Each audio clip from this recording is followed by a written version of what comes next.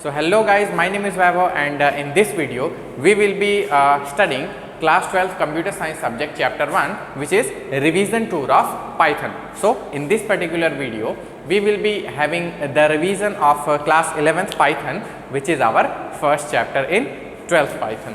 So first topic that we are going to study is what is Python. So as we all know, Python is a programming language. Python क्या है? Python एक high level programming language है that is developed by Mr. Guido van Rossum in the year of 1991. And what is the use cases of Python? Python कहाँ पे use होती है? तो हम सभी को पता है कि Python is used in software development, web development, especially back end and system scripting and mathematics. So these are the fields where Python is particularly used. So what are the features that we can expect that we are expecting from this particular language? So Python को use करना बहुत ज़्यादा आसान है because it is syntactically very easy language. Syntax wise Python जो है it is a very easy language. So when we are learning a programming language, what actually we are learning the syntax of that particular language. So syntax wise Python जो है बहुत ज़्यादा easy to use है. Syntax rules इसमें बहुत ज़्यादा complex नहीं है. Second जो है that it is an interpreted language. What is the meaning of interpretation?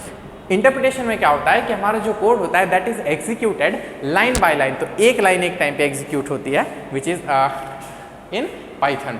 So cross platform language Python को हम लोग विंडोज लिनक्स किसी भी प्लेटफॉर्म पे यूज कर सकते हैं. This is the another feature of this particular language. It is an expressive language. तो जो भी हम कोड लिखते हैं वो हम एक्चुअली में उसका मीनिंग समझ पाते हैं कि ये जो कोड है what this particular line is written for. Next one is completeness.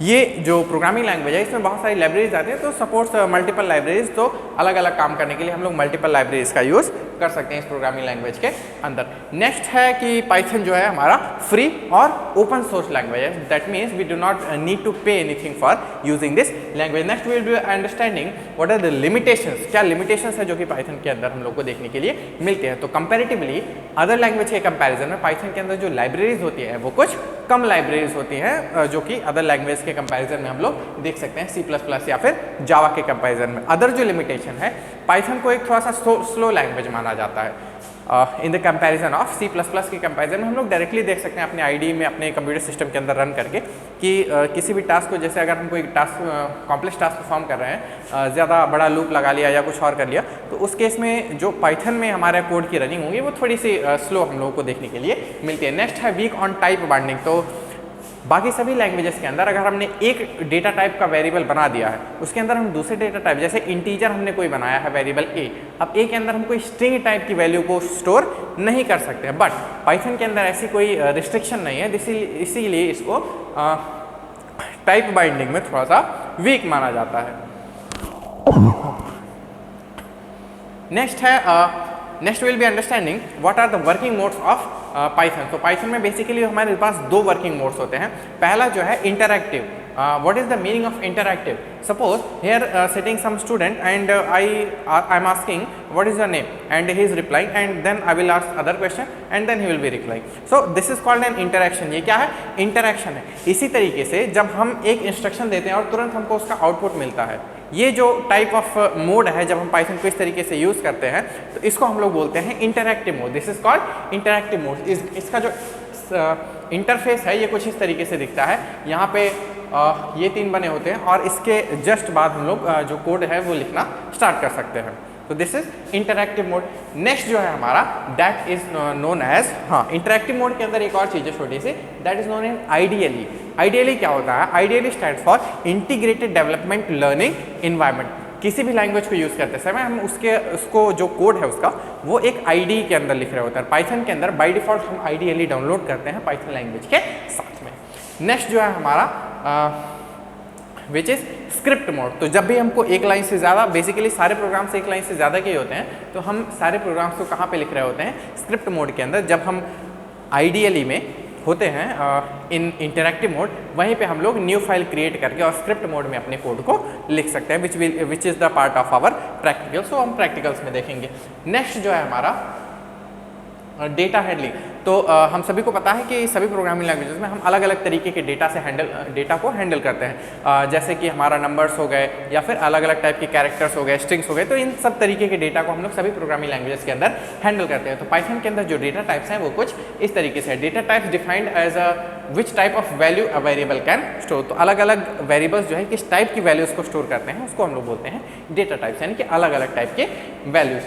तो ये जो 7 टाइप्स ऑफ डेटा टाइप्स है इसके बारे में हम लोग पाइथन के अंदर बात करने वाले हैं, जिसके अंदर सबसे पहला है हम लोग का नंबर्स या फिर न्यूमेरिक डेटा टाइप्स। तो 3 टाइप के हमारे पास पाइथन के अंदर न्यूमेरिक डेटा टाइप्स अवेलेबल होते हैं। First one is integers, floating point and complex number. तो इंटीजर क्या होता है, जहाँ पे व्हाट इज इंटीजर, इंटीजर जो होता है यहाँ पे हम लोग क्या कर रहे होते हैं, हम लोग होल नंबर्स की बात करते हैं। जब भी हमको होल नंबर स्टोर करने की बात होती है तो उसको हम लोग कहाँ पे स्टोर करते हैं, इंटीजर डेटा टाइप के अंदर। For example a is equals to 100 minus 100 या फिर 1 into 20, all these numbers are integer data types which are having no decimal point. तो इसमें कभी भी हम लोग डेसिमल पॉइंट का यूज नहीं कर सकते, because whole number can not have any fractional part in the definition itself. Type conversion कैसे होता है, सपोज हमको कोई स्ट्रिंग दी गई है a इज इक्वल्स टू 99। अब ये 99 क्या है, ये स्ट्रिंग के फॉर्म में है, यानी कि 99 कुछ इस तरीके से स्टोर होगा, यहाँ पे 0th इंडेक्स पे, यहाँ पे फर्स्ट इंडेक्स पे 9। 11th में हम सब ये ऑलरेडी पढ़ चुके हैं। चलो अब इसको हम मान लो हमको a को चेंज करना है, we want to change a into the integer data type. इसके ऊपर हमको कोई ऑपरेशन परफॉर्म करना है, सपोज कुछ जोड़ना या घटाना या कुछ मल्टीप्लाई करना है। So for that we can write int and in the bracket a. So this will be returning our 99 value as an integer. यहाँ पे ये क्या है, str है, string है, और यहाँ पे ये 99 क्या है, वैल्यू सेम है, बट डेटा टाइप्स दोनों जगह पे डिफरेंट हो। तो इस तरीके से टाइप कन्वर्जन हम कर सकते हैं from str to int। Next है हमारा फ्लोटिंग पॉइंट वैल्यूज, जहाँ पे हम लोग नंबर्स को उनके फ्रैक्शनल पार्ट के साथ स्टोर कर सकते हैं, which means decimal part numbers are allowed in this particular data type. तो इसमें कन्वर्ट करने के लिए भी हम लोग आगे क्या लगाते हैं, फ्लोट, और यहाँ पे हम लोग क्या लिखते हैं, वेरिएबल नेम। नेक्स्ट जो है हमारा that is complex number. Complex number we all know that it is consist of 2 parts, which is real number and imaginary number. So suppose we have a number which is 5, complex of 5 we have stored, so it will be stored in the memory something like this, 5 plus 0j या फिर 0i. So what is this i or j? This shows that it is an imaginary part and this is associated with 0, so it does not have any significance in there. Next हम लोग पढ़ेंगे what are strings in Python. तो string हम सभी को पता है कि पाइथन के अंदर strings are considered as the sequence of characters. Suppose we have written Raj RAJ@12 and S में हमने क्या स्टोर किया, Raj @12। So it will be stored in the inside the Python memory something like this, RAJ@12। We all know that there is a concept called indexing when we are dealing with the string. तो यहाँ पे indexing कुछ इस तरीके से होती है, this is called our 0th index 1 2 3 4 5।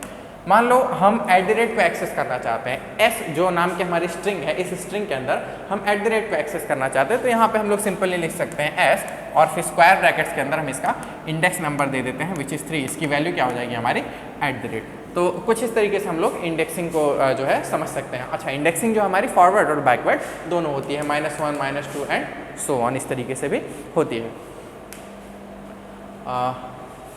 str 0th index पे क्या है, 1 into 3। तो यहाँ पे स्ट्रिंग की स्लाइसिंग वगैरह भी हम लोग सीख सकते हैं। सपोज हम RAJ इस पार्ट को अलग करना चाहते हैं, RAJ तो 0 से लेकर के 2 तक पार्ट को हम लोग सपोज अलग करना चाहते हैं। So what we can do is we can write something like this as 0:3 why we have written, because this 3 is excluded. सो हमको जहाँ तक इन चाहिए वैल्यूज़ उससे एक नंबर ज़्यादा तक लेनी है। अच्छा, अगर हमको 5 तक सारे कैरेक्टर्स को, इसकी वैल्यू क्या हो जाएगी, RAJ। Suppose we need to take complete string. So for that we can write as 0:6. 5 तो क्या है, 5 इंडेक्स तक है, हमको 6 लिखना पड़ेगा टू इंक्लूड अप टू 5. ये क्या आ जाएगा, RAJ@1 2. So this is our complete value. And जो स्लाइसिंग का पार्ट है या फिर इंडेक्सिंग का पार्ट है, ये हम लोग क्लास 11th में ऑलरेडी डिटेल में उसको डिस्कस ऑलरेडी कर चुके हैं. नेक्स्ट जो है हमारा इटरेटिंग थ्रू स्ट्रिंग. तो स्ट्रिंग के थ्रू हम लोग इटरेट कैसे कर सकते हैं, हम लोग ने पढ़ा होगा फॉर लूप. तो for loop, for I in string, for I in str. अच्छा, फॉर लूप की मदद से हम किसी भी स्ट्रिंग या लिस्ट किसी भी चीज़ के अंदर इटरेट कर सकते हैं. तो यहाँ पे हमारे पास मान लीजिए कोई स्ट्रिंग है विच इज COMP SC. तो COMP स्पेस फिर SC, इसको इस तरीके से हम लोग एक एक कैरेक्टर को इसको प्रिंट कर सकते हैं. सपोज हमारे पास कोई स्ट्रिंग है S is equals to RAHUL, Rahul. मान लीजिए इसको इसके एक एक कैरेक्टर से हमको क्या करना है, गो थ्रू करना है, इटरेट करना है. तो यहाँ पे हम लोग क्या लगा सकते हैं, for loop, for I in S and print. यहाँ पे क्या लिख सकते हैं, आई हमारा क्या है, आई एक इटरेटर है जो कि गो थ्रू करता है कहाँ पे, इसके एक एक कैरेक्टर के ऊपर. तो आई सबसे पहले क्या करेगा, S में जाएगा. S में भी सबसे पहले क्या देखेगा, वो एक एक कैरेक्टर को, RAHU एंड L. सबसे पहले किसके पास जाएगा, R के पास, प्रिंट करेगा आई, वैल्यू क्या आएगी, R फिर A फिर H फिर U फिर L. तो इस तरीके से फॉर लूप की मदद से हम किसी भी स्ट्रिंग को जो है इटरेट कर सकते हैं. नेक्स्ट हमारा बूलियन वैल्यूज. तो हमको पता है कि बूलियन वैल्यूज जो है हमारी या तो ट्रू को स्टोर कर सकती हैं या तो फॉल्स को. यहाँ पे हमने एक isUpper फंक्शन का यूज़ किया है. Bool is equals to str.isUpper test if the string contains upper case. तो ये जो isUpper क्या करेगा, isUpper हमारे जो स्ट्रिंग है इसमें चेक करेगा, टेस्ट करेगा कि क्या यहाँ पे कोई अपर केस कैरेक्टर अवेलेबल है. तो अगर कोई अपर केस होगा तो इसका आउटपुट क्या आ जाएगा, ट्रू आ जाएगा. अदरवाइज इसका आउटपुट क्या आ जाएगा, फॉल्स. तो यहाँ पे हमारे COMP SC में कोई भी अपर केस कैरेक्टर अवेलेबल नहीं है, दैट इज वाई यहाँ पे हमारा आउटपुट क्या आ गया है, फॉल्स. नेक्स्ट जो डेटा टाइप है which is list in Python. तो लिस्ट हम सभी को पता है that is a collection of items and each item has its own index value. तो हम सबको पता है कि लिस्ट के अंदर हम जो है किसी भी डेटा टाइप के आइटम्स को स्टोर कर सकते हैं. ऐसा नहीं कि हम लिस्ट के अंदर सिर्फ नंबर्स की लिस्ट बना सकते हैं या फिर स्ट्रिंग वैल्यूज की लिस्ट बना सकते हैं. फॉर एग्जाम्पल, अच्छा, लिस्ट को बनाने के लिए क्या करते हैं हम लोग, LST is equals to, this is called an empty list. LST1 is equals to 2 4 5 6, ये क्या हो जाएगा, हमारा लिस्ट हो जाएगा. अच्छा, अगर LST1 के अंदर हमको मान लीजिए 4 को एक्सेस करना है तो हम लोग क्या करेंगे, इसके लिए सभी को पता है दैट दिस इज 0 1 2 3. तो यहाँ पे हम लोग लिख देंगे 1. इससे हमारी जो वैल्यू है वो क्या आ जाएगी, 4. तो इस तरीके से हम लिस्ट के अंदर भी सेम तरीके से वैल्यूज को एक्सेस कर सकते हैं.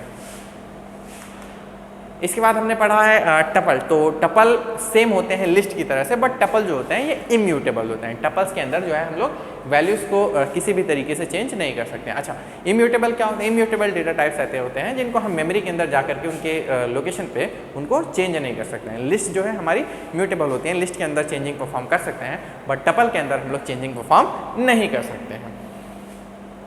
नेक्स्ट जो हम लोग का set, it is an unordered collection of unique and immutable items. Unique and immutable set हमको मैथमेटिक्स के अंदर पता है कि जिसके अंदर वैल्यूज रिपीट नहीं होती है. तो it is very similar to that 1 1 2 2 3 3 and 2 2. Set 1 की जब हम वैल्यू प्रिंट करते हैं तो यहाँ पे 2 2 जो है सिर्फ एक बार आता है, जबकि यहाँ पे सेट के अंदर कितनी बार है, 2 बार है. तो इस तरीके से हम लोग सेट वगैरह भी डिफाइन कर सकते हैं पाइथन के अंदर. तो नेक्स्ट जो है हमारा दैट इज डिक्शनरी. डिक्शनरी सुनते ही हमारे दिमाग के अंदर क्या आना चाहिए, डिक्शनरी का मतलब है कि वैल्यू पेयर. जब भी हम डेटा को की वैल्यू पेयर्स के फॉर्म में स्टोर करने की नीड होती है, then we use the data type called dictionary in Python. Suppose we have some keys that are having some values associated with that.